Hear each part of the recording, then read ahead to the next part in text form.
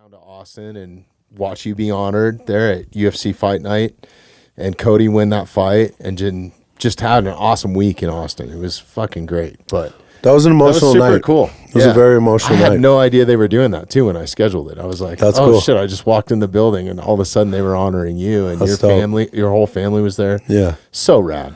Yeah, you know, it was really cool. The UFC reached out to me and they said, hey, Coach, every year we do the Stuart Scott Foundation, cancer awareness, all these things we're doing, Jimmy V, like the whole thing. They said, a lot of people say no to this request, so please don't feel like you're obligated, but we'd love to send a crew, ESPN crew out, and if you're interested in telling your story about just how you've continued to battle through this cancer thing, we'd love to put it out there. And I said, you know what? I would do this only because I want to create awareness, but more importantly, I want to create hope. And so I asked my family, I said, hey, I'm down to do this. If you guys don't want to do this, no problem. I'll just take this on. But if you guys want to be a part of this, that would be dope, you know? They all crushed it. Yeah. Film crew included, man. Like, yeah, the film crew crushed editors, everybody. It was awesome, man. And, you know, that. So I got so many messages, Bobby, from people after they did that tribute, just about hope. And so I was like, you know what, man? That was the whole point. Yeah. That was the whole point, is not to bring the spotlight to me. It had zero to do with me. Excuse me. It just had to do with hope and awareness and faith. That was the other thing. They asked me, one of the first things they said is, how'd you get through this? I said, my faith. You can't tell me that's not divine intervention for a bee to sting me, get a staph infection, and then find a tumor in my kidney. It's the wildest story, dude. That's divine intervention. Yeah, 100%. A bee being the messenger. Like, that's the whole thing. And so it was like, man, and you know what was crazy about it is they said, hey, we want to fly your family out to Austin. I was like, bro, I got a fighter there. I know, but we want them to be in the arena and see this thing live. I said, okay, that'd be cool. I asked my family, I said, hey, you want to go do that? They were like, yeah, we'd love to.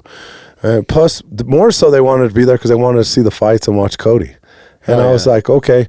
But they're like, no, but we'd love to do that. So then they said to me, hey, we want to take you out into the arena to watch the tribute with your family. And I was like, bro, I have a fighter fighting in like an hour and a half. I said, the only way I'm doing that is if you bring my coaching staff and Cody out with me and we get to hang out for whatever duration the video is. And they said, yeah, no problem. So we go out to the arena. I've never been so emotional other than when Zach Cummings retired and fought Ed Herman last year. That was an emotional. I've never been so emotional in the cage ever, except for these two times. But in the cage for Zach Cummings when he retired, that was a crazy thing because of our history together and long time relationship. Yeah. But anyway, they said, hey, you're coming. We want you to go out and bring Cody and your coaching staff out. And I said, cool. We went out there and I'm thinking, man, and it was freaking emotional to watch that story on the big dude, I was emotional. I was like, shit, I didn't sign up for this, dude. Me either. I got blindsided by it, me bro. either. Yeah. And so I'll tell you the cool part about the whole story is the coolest part is the hope and the awareness. The selfishly cool part was getting to have a triumph story and not a because a lot of those stories unfortunately end in. There were some stories that night that were not. Agree. Yeah. And so one of the things that the ESPN crew said to me is, we're really glad to air your story too, because a lot of these stories unfortunately end up terminal.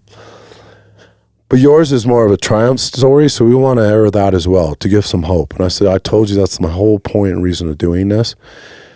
When we sat there and watched it, I had to tape Cody's hands, wrap his hands before going out there because otherwise we weren't going to have enough time to be prepared. We were going to have just enough time to be prepared for the fight because we usually take about an hour to get warmed up total.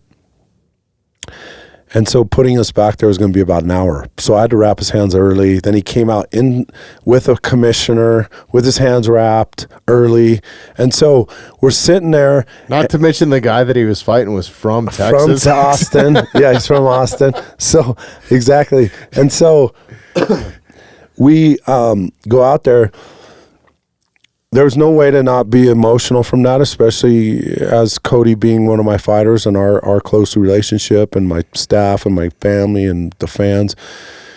They introduced me at the end of the thing, and that place was just overwhelmingly crazy cool, like cheers and whistles, and the ovation from them was like overwhelmingly cool when they did that. And I was like, man, am I supposed to stand up? You know, like, what am I supposed to do? Everyone's They didn't give you any instructions? No, I just stood up and I was like, okay, thank you. Yeah. But I was like, I was really filled with emotion. Well, the selfish part of this story, other than the hope and the whole thing, is Cody looked at me, he's like, there's no damn way we're losing this fight tonight.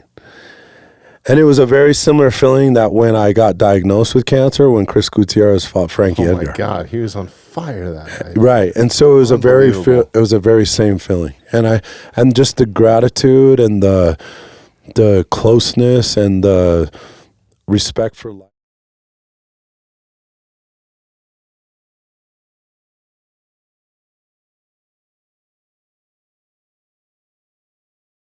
Thanks for listening to the Mountainside Podcast. If you haven't had a chance to do this already, please take a moment, follow, like, subscribe, or rate on whatever platform you catch the Mountainside Podcast at. If you'd like some more information on upcoming episodes, safety tips, access to all of our affiliates, and all the badass discounts that we get here at the Mountainside Podcast, check out themountainsidepodcast.com.